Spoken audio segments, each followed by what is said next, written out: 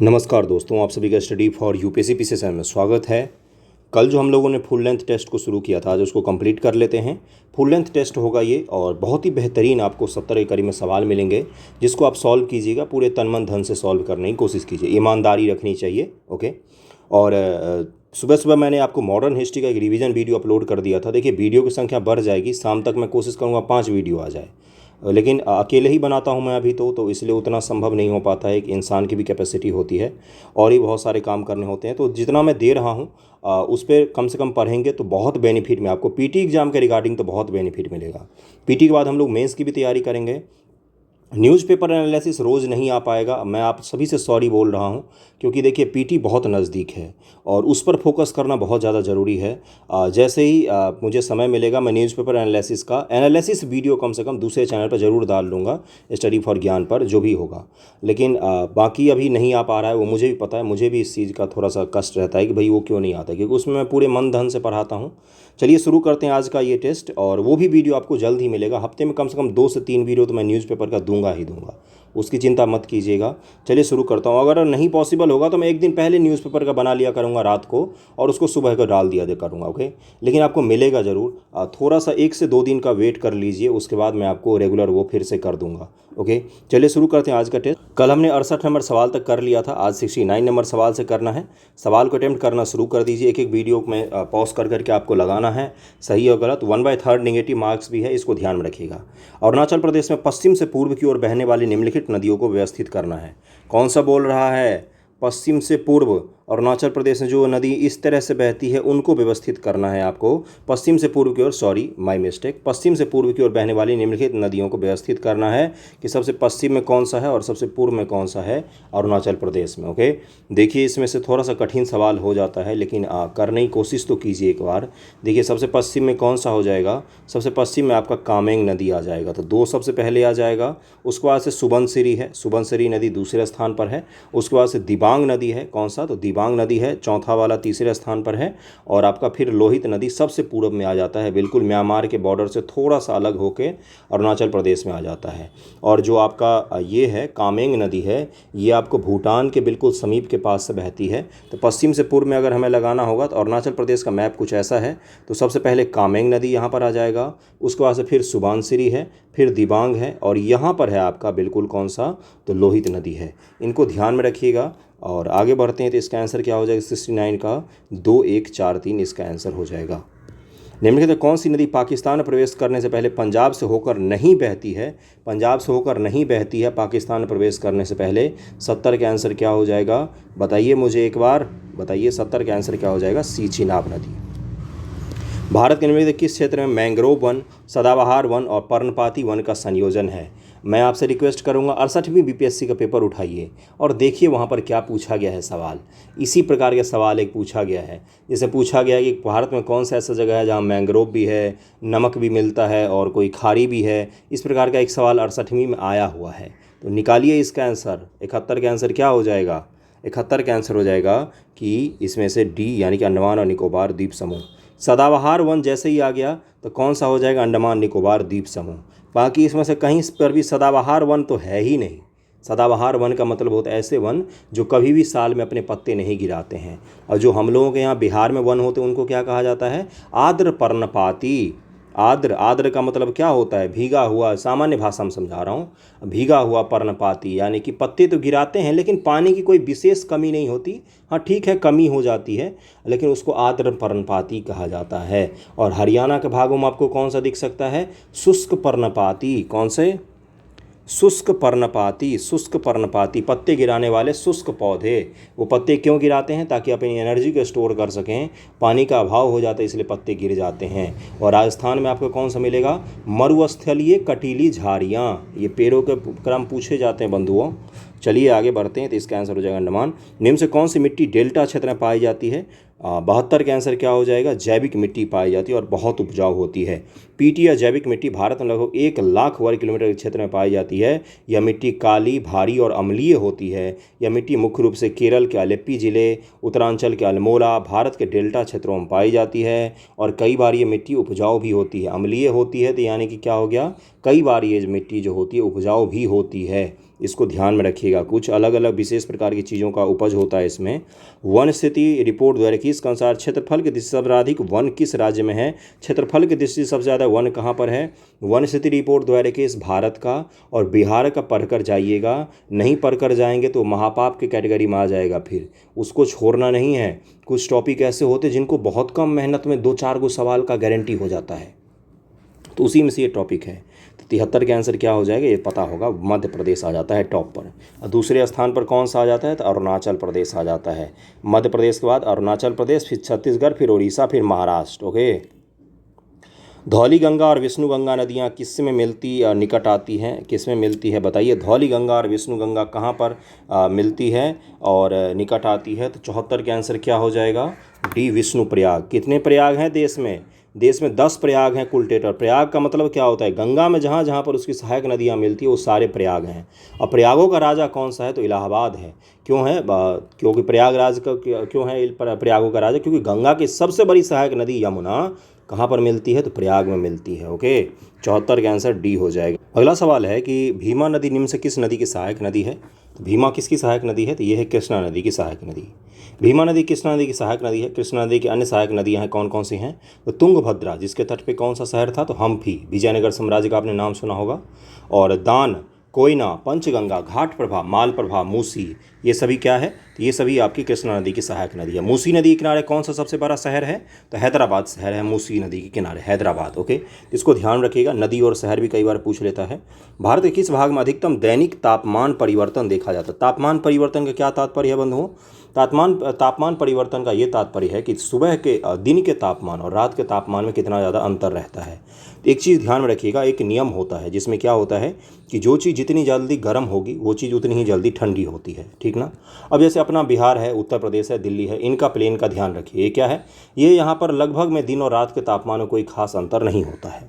अब आपसे ऑप्शन में दिया गया है पूर्वी तट का क्षेत्र, छत्तीसगढ़ मैदान के आंतरिक भाग, अंडमान द्वीप समूह, राजस्थान का रेगिस्तानी क्षेत्र। तो 76 का आंसर क्या हो जाएगा। अब आपको अंदाज लगा कि ये होगा कि राजस्थान का जो रेगिस्तानी क्षेत्र होता है वहाँ पर ताप का अंतर सबसे ज़्यादा होगा। क्यों, क्योंकि दिन में वहाँ पर ताप हो सकता है 45 डिग्री चला जाए, लेकिन रेत जितनी जल्दी गर्म होगा उतनी ही जल्दी ठंडी भी होती है। और रात को वहाँ पर एक चादर ओढ़ना पड़ जाता है, या कई सारे जगह हों तब तापमान बिल्कुल ही नीचे चला जाता है, ठंड लगने लग जाती है। ये क्या है, ये दैनिक तापांतर सबसे ज़्यादा कहाँ पर होगा, तो जो भी रेगिस्तानी इलाका होगा वहाँ पर दैनिक तापांतर बहुत ही ज़्यादा होगा। दिन का तापमान 50 डिग्री तक, रात का तापमान 15 डिग्री तक उसी दिन में। ओके, तो इसका आंसर क्या हो जाएगा, डी हो जाएगा। अमलतलाश, तेंदू और पलाश किस प्रकार के वनों में पाए जाने वाले प्रमुख वृक्ष हैं। अमलतलाश नाम सुना होगा अपने आस पड़ोस में, तो देखा भी होगा। तो यह शुष्क पर्णपाती वन, शुष्क पर्णपाती वन मुख्य रूप से यहाँ पर क्या हो जाएगा, शुष्क पर्णपाती वन। वैसे आर्द्र पर्णपाती वनों में भी ये पाए जाते हैं। और शुष्क पर्णपाती वन 70 से 100 सेंटीमीटर भारत के अधिकांश भाग में पाए जाते हैं। यहाँ के मुख्य वनस्पति हैं वृक्ष, तेंदू, पलाश, अमलतलाश, बेल, खैर, ये सब अपने यहाँ भी होता है। यह भारत के आंध्र प्रदेश, तेलंगाना, झारखंड, पश्चिमी बिहार, उत्तरी गुजरात, महाराष्ट्र आदि राज्यों में भी पाया जाता है। हिमालय नदी का तुलना प्रायद्वीपीय नदी से निम्नलिखित आधार पर कीजिए। हिमालय नदी का प्रायद्वीपीय नदी से तुलना करना है आपको। एक बार तुलना करके देखिए आप आंसर निकाल पाते हैं कि नहीं।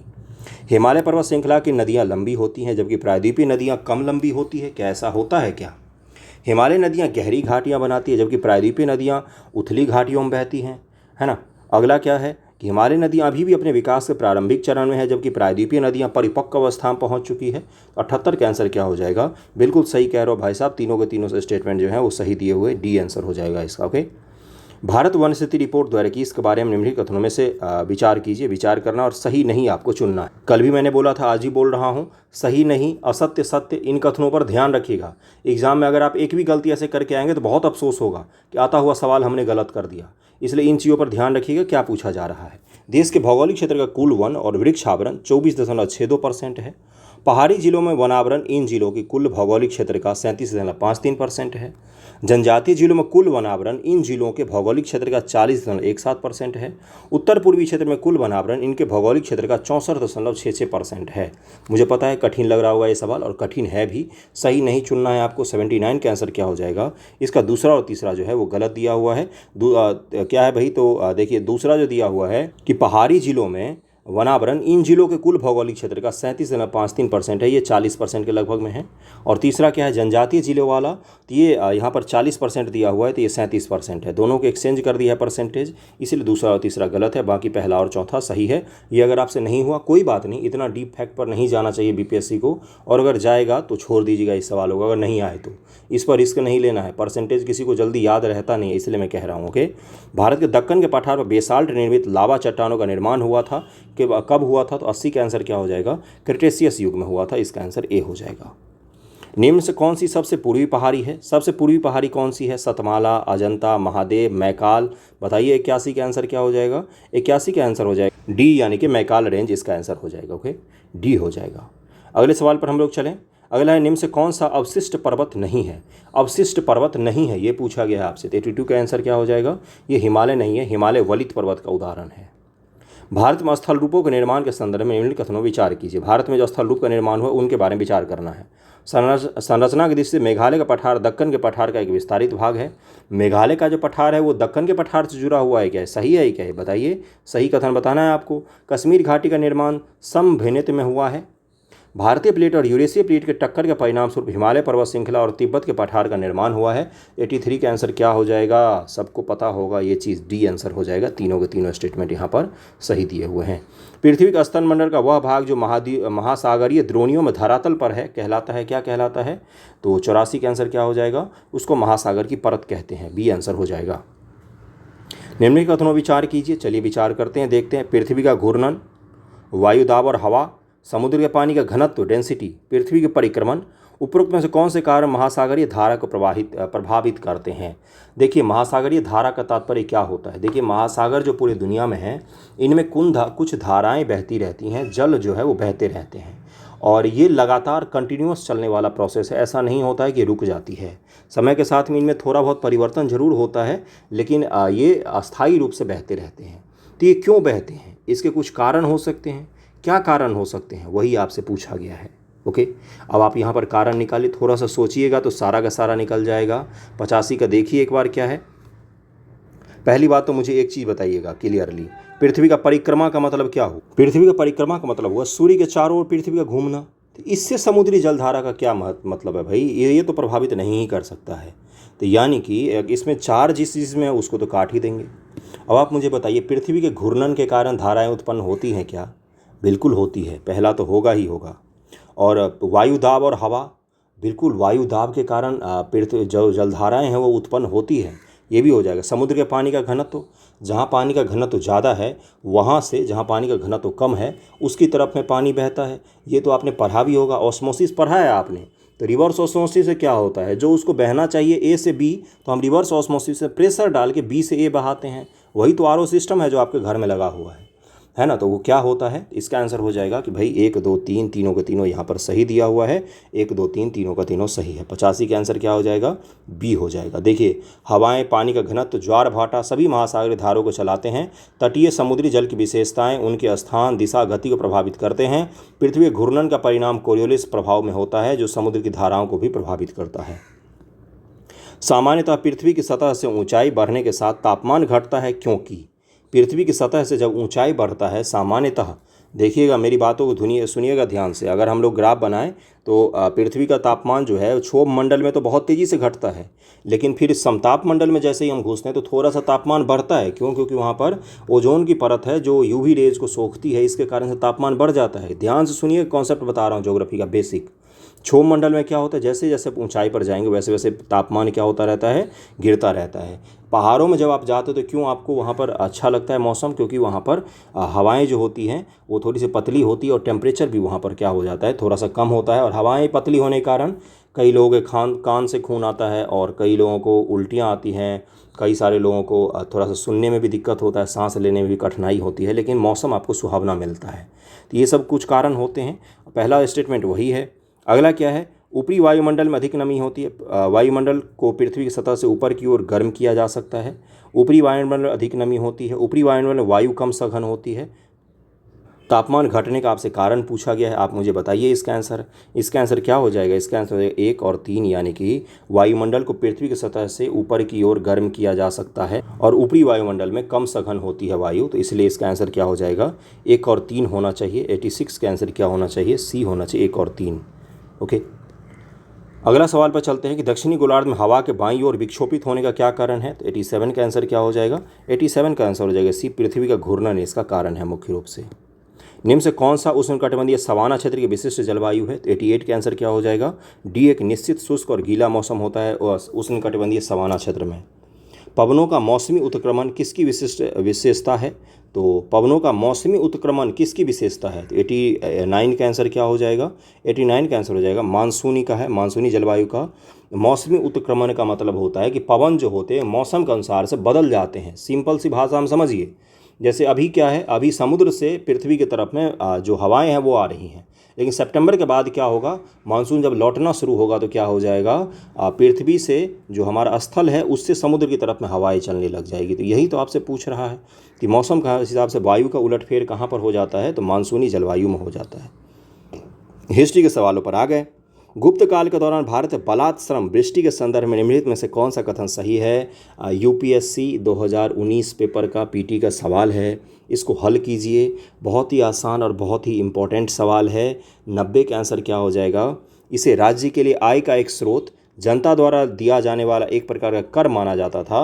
बलात् श्रम को क्या माना जाता था, गुप्त काल में एक प्रकार का कर माना जाता था। गुप्त काल के दौरान भारत बलात् श्रम, जिसको विष्टि कहा जाता है, विष्टि भी ध्यान में रखिएगा, यूपीएससी का सवाल है ये, इसका आंसर हो जाएगा ए। आर्यों की सबसे पुरानी लोगों की सभा को पहचानिए। 91 का आंसर हो जाएगा क्या, इसका आंसर हो जाएगा सी, विदत। आर्यों की सबसे पहली लोकसभा विदत थी। इसे जनसभा भी कहते थे, क्या कहते थे, जनसभा। इतिहासकार रामशरण शर्मा के अनुसार ऋग्वेद में विदत का 22 बार उल्लेख मिलता है। ऋग्वेद काल में स्त्रियां सभा और विदत में भाग लेती थीं।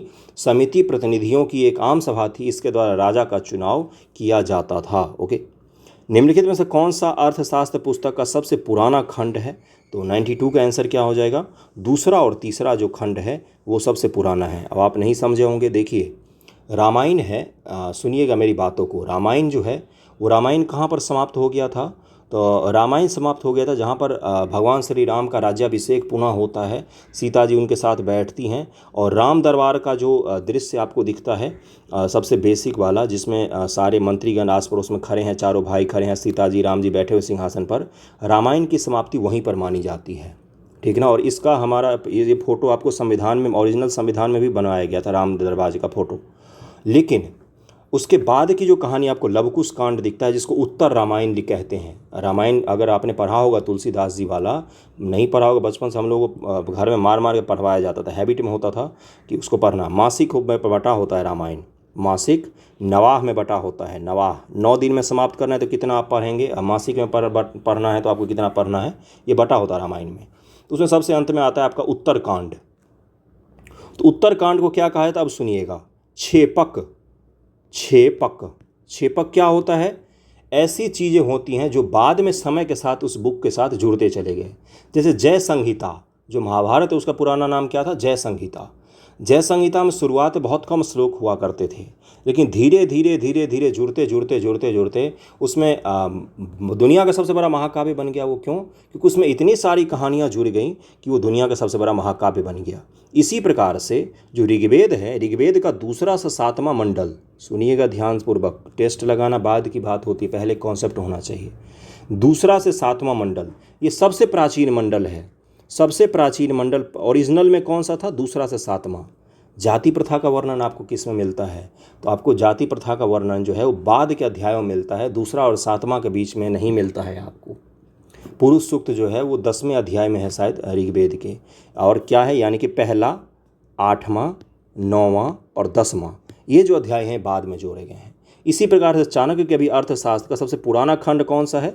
दूसरा और तीसरा खंड जो है सबसे पुराना है। अब छेपक का मतलब समझ में आ गया होगा। छेपक पूछा गया है ये पीटी एग्जामिनेशन में कि छेपक का क्या तात्पर्य होता है, इसलिए मैंने आपको बता दिया। महात्मा बुद्ध के महापरिनिर्वाण के बाद किस शासक ने उनके अवशेषों पर राजगृह में स्तूप बनवाया था? तो 93 का आंसर क्या हो जाएगा? ये अजातशत्रु था। कौन था? अजातशत्रु। अजातशत्रु ने अपने महापरिनिर्वाण के 8वें वर्ष में बुद्ध के अवशेषों पर राजगृह में एक स्तूप का निर्माण किया।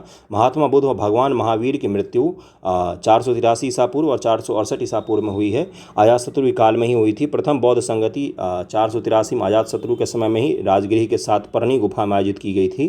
तो इन फैक्ट्स को थोड़ा सा ध्यान में रखिएगा। चंद्रगुप्त द्वितीय विक्रमादित्य के नवरत्नों में कौन शामिल नहीं है? कालिदास, धन्वंतरी, बारहमेली, हरिसेन। हरिसेन का प्रयाग प्रशस्ति तो समुद्रगुप्त का है, चंद्रगुप्त द्वितीय के पिता का है। इसका आंसर हो जाएगा डी। अगले सवाल पर चलें हम लोग। मगध, वत्स, अवंती, कौशल। आसान सवाल है, ये गलत नहीं होना चाहिए। मैच कीजिए इन सभी की राजधानी को। देखिए किसका किससे मैच हो रहा है। शासक को मैच करना है, सॉरी शासक है, इधर शासक है। मगध का शासक कौन हो जाएगा भाई? तो मगध का तो पता ही होगा, अजातशत्रु को मैच कीजिए मगध से। वत्स का शासक कौन है? तो भाई उदयन है। अवंती का चंद्रप्रद्योत था अवंती का शासक। कौशल का प्रसेनजीत था। अब 95 का आंसर क्या हो जाएगा? 3 2 4 1, यही तो है ना, 3 2 4 1, सी आंसर हो जाएगा 95 का। ओके। निम्न से कौन सा नगर पालिकाओं के कार्यक्षेत्र के साथ साथ 12वीं अनुसूची में विषय वस्तु को शामिल नहीं करता है? पॉलिटी आ गया। तो नगरों को सुरक्षा प्रदान करना, इसको प्रदान नहीं किया गया, इसको शामिल नहीं किया गया है। सामरिक उपक्रम समिति के बारे में निम्न से कौन सा कथन सही नहीं है? अलग अलग जो समितियां होती है, प्राकलन समिति, लोकलेखा समिति, सार्वजनिक उपक्रम समिति, इन समितियों को एक बार देख लीजिएगा। लक्ष्मीकांत में एक अलग से चैप्टर है, 10 मिनट लगेगा आपको पूरा चैप्टर कंप्लीट करने में, देख कर जाइएगा, इंपॉर्टेंट होता है। 97 का आंसर क्या हो जाएगा? डी। एक मंत्री को समिति के सदस्य के रूप में चुना जा सकता है, यहाँ पर ये गलत दिया हुआ है। निम्न से किस उच्च न्यायालय में न्यायाधीशों की संख्या बढ़ाने के लिए संविधान द्वारा अधिकृत किया गया? किसे? निम्न से किसे उच्च न्यायालय में न्यायाधीशों की संख्या अगर बढ़ाना है तो किसके पास ये अधिकार है? ये अधिकार है किसके पास? तो ये देखिए राष्ट्रपति जी के पास है। अगले सवाल पर चलें। निम्न से कौन सा निकाय केंद्र और राज्यों के बीच राजस्व विभाजन की सिफारिश करता है? तो ये वित्त आयोग का काम है। 99 का आंसर क्या हो जाएगा? सी हो जाएगा, आर्टिकल 280। केंद्र राज्य संबंधों की समीक्षा के लिए राजमन्नार समिति का गठन किसके द्वारा किया गया था? वेरी इंपॉर्टेंट सवाल, और ये सवाल बहुत सारे लोग गलत करते हैं। उनको लगता है राजमन्नार समिति है तो भारत सरकार ने गठित किया होगा, जबकि इसको किया था तमिलनाडु सरकार ने 1969 में। डीएमके वीपी की अध्यक्षता में, डॉक्टर वीपी की अध्यक्षता में एक 3 सदस्य समिति गठन किया गया। राजमन्नार केंद्र राज्य संबंधों की समीक्षा करेंगे। केंद्र राज्य संबंध सरकारी आयोग 1983 और पूंछी आयोग जो है 2007 में गठित किया गया है। सरकारी आयोग से सवाल पूछ चुका है, राजमन्नार बाकी है। जनता दल यू को छोड़ने के बाद शरद पवार ने किस नाम से राजनीतिक पार्टी का गठन किया था? 101 का आंसर क्या हो जाएगा? लोकतांत्रिक जनता दल के पार्टी का गठन किया था उन्होंने। इंडियन साइंस कांग्रेस का 108वां अधिवेशन जनवरी 2023 में नागपुर में संपन्न हुआ। इस अधिवेशन का थीम क्या है? पहली बात ये फैक्ट ध्यान रखिएगा, 108वां इंडियन साइंस कांग्रेस जनवरी 2023 नागपुर। ओके, अब इसका थीम आप सोच लीजिए एक बार, बताइए क्या होगा इसका आंसर। महिला सशक्तिकरण के साथ सतत विकास के लिए विज्ञान और प्रौद्योगिकी इसका थीम था। राष्ट्रीय युवा महोत्सव 2023 भारत के किस राज्य के सहयोग से केंद्र सरकार के युवा कार्यक्रम और खेल मंत्रालय द्वारा आयोजित किया गया है? तो 103 का आंसर क्या हो जाएगा? कर्नाटक सरकार के सहयोग से। गौतम अडानी री imagining business in India and the world के लेखक कौन है? गौतम अडानी जी का तो सच में री इमेजिन ही कर दिया, कहाँ टॉप पर दुनिया में चल रहे थे, अब तो बेचारे शतक से भी बाहर हो गए हैं। 104 का आंसर क्या हो जाएगा? ये लिखा है RN भास्कर ने। RRR फिल्म के गाने नाटू नाटू को गोल्डन ग्लोब अवार्ड में बेस्ट ओरिजिनल सॉन्ग का पुरस्कार मिला। इसके कोरियोग्राफर कौन हैं? तो 105 का आंसर क्या हो जाएगा? 105 का आंसर हो जाएगा, देखिए गलती मत कीजिएगा, SS राजामौली डायरेक्टर हैं। MM किरवानी ने इस गाने को कंपोज किया, मतलब लिखा है, और इसके कोरियोग्राफक हैं प्रेम रक्षित नाम है इसका। डी आंसर हो जाएगा। कोरियोग्राफर का मतलब होता है डांस कैसे करेगा, ये किसने बताया? 2 दिवसीय voice of global south summit का आयोजन जनवरी 2023 में कहाँ पर हुआ है? वेरी इंपॉर्टेंट सवाल, बताइएगा। भारत में हुआ है। हाल ही में केंद्र सरकार ने गैर कानूनी गतिविधियों के रोकथाम अधिनियम के तहत किस संगठन को एक आतंकी संगठन घोषित किया? तो ये घोषित किया था द रेजिडेंट फ्रंट को, TRF को। इसका आंसर हो जाएगा बी हो जाएगा। हाल ही में भारत के किस राज्य ने विश्व का तार के पत्तों का पहला पांडुलिपि संग्रहालय स्थापित किया है? तो 108 का आंसर हो जाएगा, ये केरल राज्य ने स्थापित किया है। अगले सवाल पर चलते हैं हम लोग। अगला सवाल है कि नासा का अपोलो कार्यक्रम के अंतर्गत सफल अंतरिक्ष मिशन के सदस्यों में से हाल ही में किस अंतिम जीवित व्यक्ति का निधन हो गया? तो ये कौन थे? तो ये वॉल्टर कनिंघम थे, जिनका निधन हो गया। ए आंसर हो जाएगा। 17वां प्रवासी भारतीय दिवस सम्मेलन कहाँ पर संपन्न हुआ? तो 110 का आंसर हो जाएगा, मध्य प्रदेश के इंदौर में। 111 है कि हाल ही में न्यूजीलैंड के नए प्रधानमंत्री के रूप में किसे नियुक्त किया गया है? वेरी इंपॉर्टेंट, इसका आंसर हो जाएगा क्रिस हिपकिंस को नियुक्त किया गया है। महिलाओं के पहले अंडर 19 आईसीसी T20 विश्व कप का खिताब भारत ने किस देश को हराकर जीता है? तो ये जीता हमने हराकर इंग्लैंड को। हाल ही भारतीय नौसेना के 5वीं स्कॉर्पियन श्रेणी की किस पनडुब्बी को कमीशन किया गया? 113 का आंसर हो जाएगा, बी INS वागीर को। हाल ही में BIS भारतीय मानक ब्यूरो का 76वां स्थापना दिवस कहाँ पर मनाया गया? 114 का आंसर हो जाएगा, बी नई दिल्ली में। निम्न से केंद्र के किस मंत्रालय द्वारा 1 वीक 1 लैब अभियान को शुभारंभ किया गया है? तो ये शुरू किया गया है विज्ञान और प्रौद्योगिकी मंत्रालय के द्वारा। किस राज्य सरकार द्वारा मनरेगा श्रमिकों को पेंशन देने की पहल की गई है? तो 116 का आंसर क्या हो जाएगा? केरल हो जाएगा। मनरेगा के जो श्रमिक होंगे उनको पेंशन मिलेगा, मनरेगा के श्रमिकों को पेंशन मिलेगा। हाल ही में संपन्न हुए 17वें प्रवासी भारतीय दिवस भारत व किस देश ने मिलकर युवा पेशेवर योजना लॉन्च करने का शुरुआत किया है? देखिए, ब्रिटेन से जुड़ा हुआ एक सवाल तो पूछा जा चुका है आपसे, लेकिन ये सवाल जो TRE में पूछा गया था और ये सवाल भी पूछा जा सकता है। और ये हमने किसके साथ शुरू किया है? ब्रिटेन के साथ? नहीं भाई, ये शुरू किया हमने जर्मनी के साथ। इसका आंसर क्या हो जाएगा? नहीं, जर्मनी नहीं होगा, sorry, my mistake, United Kingdom ही होगा। इसका आंसर हो जाएगा ए, यूनाइटेड किंगडम के साथ ही शुरू किया। इसीलिए मैंने बोला कि देखिए, ये जो है एक यूनाइटेड किंगडम वाला पूछा गया है आपसे TRE में, और यूनाइटेड किंगडम के साथ हमने ये शुरू किया युवा पेशेवर योजना। इसमें कौन होगा? तो UK ही होगा, UK ही होगा, ध्यान रखिएगा, UK ही होगा। ओके, इसका आंसर हो जाएगा ए। 118 है कि NSSO ने फरवरी 2023 में दूसरे अग्रिम अनुमान में 2022-2023 में कृषि एवं संबंधी क्षेत्रों में GBA में कितने प्रतिशत वृद्धि रहने का अनुमान लगाया है? 118 का आंसर हो जाएगा, डी 3.3%। भारत और जापान के संयुक्त अभ्यास वीर गार्जियन 2023 में भारतीय दल का नेतृत्व किस महिला स्क्वाड्रन लीडर ने किया? वेरी वेरी वेरी इंपॉर्टेंट, महिला स्क्वाड्रन लीडर ने किया है, इसलिए इंपॉर्टेंट हो जाता है ये। अवनी चतुर्वेदी इनका नाम है, बी आंसर हो जाएगा। राष्ट्रीय डाक टिकट प्रदर्शनी फरवरी 2023 में किस नाम से नई दिल्ली में आयोजित की गई? तो 120 का आंसर हो जाएगा ए, अमृत पैक्स के नाम 2023 के नाम से की गई, अमृत पैक्स 2023। किस नीति आयोग के मुख्य कार्यकारी अधिकारी CEO के रूप में किसे नियुक्त किया गया है? 121 का आंसर क्या हो जाएगा? इसका आंसर हो जाएगा BR सुब्रमण्यम को नियुक्त किया गया है, सी आंसर हो जाएगा। 36वां अफ्रीकी शिखर सम्मेलन 2023 कहाँ पर आयोजित किया गया? तो 122 का आंसर हो जाएगा, अदीस अबाबा, इथियोपिया की राजधानी है अदीस अबाबा। गंगा विलास क्रूज के संदर्भ में निम्नलिखित कथनों विचार कीजिए। चलिए करते हैं विचार मिलकर। क्रूज का प्रबंधन जहाज रानी बंदरगाह जलमार्ग मंत्रालय करेगा। ठीक है भाई। यह गंगा नदी पर राष्ट्रीय जलमार्ग 1 तथा ब्रह्मपुत्र पर राष्ट्रीय राजमार्ग 2 को जोड़ने के अलावा क्रूज 27 नदी प्रणालियों को जोड़ेगा। इसका आंसर क्या हो जाएगा? 123 का आंसर हो जाएगा बी। यहाँ पर दूसरा ही केवल सत्य है। क्यों पहला असत्य है?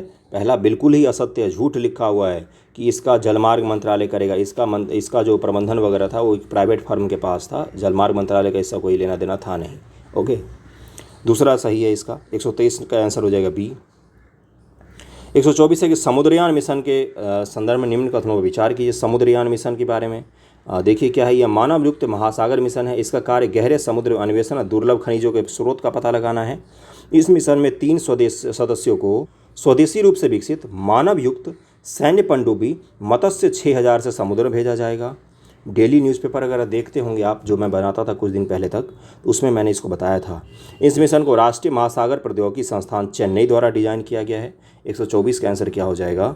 इनमें से असत्य पूछा गया है आपसे, तो सारे के सारे 100% सत्य वचन लिखे हुए हैं, एक भी असत्य नहीं है। इसका आंसर डी हो जाएगा। निम्न से कौन सा 5G लागू करने वाला भारत का पहला आकांक्षी जिला बना है? तो ये है विदिशा जिला, विदिशा मध्य प्रदेश। भारत मौसम विज्ञान विभाग के 148वें स्थापना दिवस के अवसर पर पृथ्वी विज्ञान मंत्रालय इन स्थानों पर डॉपलर वेदर रडार प्रणाली का उद्घाटन किया है। 126 का आंसर हो जाएगा जम्मू कश्मीर, उत्तराखंड और हिमाचल। हाल ही में किसे उपराष्ट्रीय सुरक्षा सलाहकार नियुक्त किया गया है? तो ये किया गया Pankaj Kumar Singh. Visit India year 2023 के संदर्भ में निम्न कथनों विचार कीजिए। पर्यटन मंत्री नई दिल्ली में विजिट इंडिया 2023 का शुभारंभ किया। विजिट इंडिया 2023 अभियान पर्यटन मंत्रालय की एक पहल है। विजिट इंडिया 2023 अभियान के प्रतीक चिन्ह नमस्ते छवि से युक्त है। तो 128 का आंसर हो जाएगा, बिल्कुल सही है, सारे के सारे स्टेटमेंट सही है, डी आंसर हो जाएगा। 129 पर चलते। हाल ही में खादी व ग्रामोद्योग आयोग द्वारा एक मेगा खादी फैशन शो का आयोजन कहाँ पर किया गया? तो कच्छ के रण में किया गया।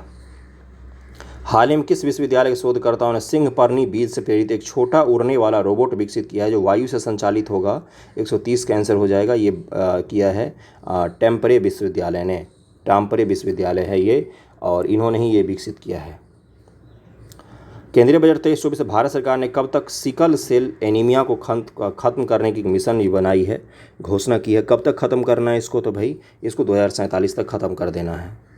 दिल्ली बाल अधिकार संरक्षण आयोग ने नागरिक व आयोगों के बीच संचार को सुगम बनाने हेतु किस नाम से एक व्हाट्सएप चैटबॉट लॉन्च किया है? तो ये किया है बाल मित्र नाम से चैटबॉट है ये। भारतीय म्यूजिक कंपोजर रिकी केज ने तीसरी बार ग्रैमी अवार्ड जीता। रिकी केज को उनके किस एल्बम के लिए अवार्ड प्रदान किया गया है? Very very important. 133 का आंसर क्या हो जाएगा? डिवाइन टाइड्स, इसके लिए प्रदान किया गया है। 15 अगस्त 2023 तक 50,000 अमृत सरोवर बनाने का लक्ष्य निर्धारित किया गया है, पहला स्टेटमेंट। 24 अप्रैल 2022 को अमृत सरोवर मिशन को स्वतंत्रता के 75वें वर्ष हेतु भारत की आज़ादी का अमृत महोत्सव समारोह के रूप में हिस्से में लॉन्च किया गया था। 134 का आंसर हो जाएगा। बिल्कुल सही कह रहे हो, दोनों के दोनों स्टेटमेंट सही हैं। करंट अफेयर है इसलिए तेज़ी से करवा रहा हूँ। राष्ट्रीय सुरक्षा गार्ड एनएसजी की संयुक्त राष्ट्र स्पेशल ऑपरेशन फोर्स द्वारा तर्कस अभ्यास कहाँ पर आयोजित किया गया? तो ये किया गया चेन्नई में। प्रधानमंत्री मोदी द्वारा भारत ऊर्जा सप्ताह 2023 का उद्घाटन कहाँ पर किया गया? तो ये किया गया बेंगलुरु में। इसके नीचे तो नहीं है। 136 पर आ गए हम लोग। 137 से निम्न से किसने नई दिल्ली में अंतर्राष्ट्रीय इंजीनियरिंग एवं प्रौद्योगिकी मेला 2023 का उद्घाटन किया? तो ये किया हमारी राष्ट्रपति महोदया द्रौपदी मुर्मू जी ने। 138 है कि एरो इंडिया 2023 का आयोजन 13 फरवरी से 17 फरवरी 2023 तक येलहंका बेंगलुरु के वायुसेना स्टेशन में किया गया। रक्षा मंत्रालय के अनुसार यह अब तक का सबसे बड़ा आयोजन था और इसमें 98 देशों की भागीदारी थी।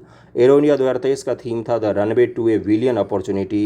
138 का आंसर क्या हो जाएगा? 138 का पूछा गया असत्य कथन, तो सारे सत्य हैं, इनमें से कोई सा भी असत्य नहीं है। अगला है कि हाल ही में कमला कस्तूरी का निधन हो गया, वह एक क्या थी? 139 का आंसर क्या हो जाएगा? एक पर्यावरणविद थी, होगा इसका आंसर बी हो जाएगा। और अंतिम सवाल है आज का कि हाल ही में विश्व सामाजिक न्याय दिवस कब मनाया गया है? 140 का आंसर क्या हो जाएगा?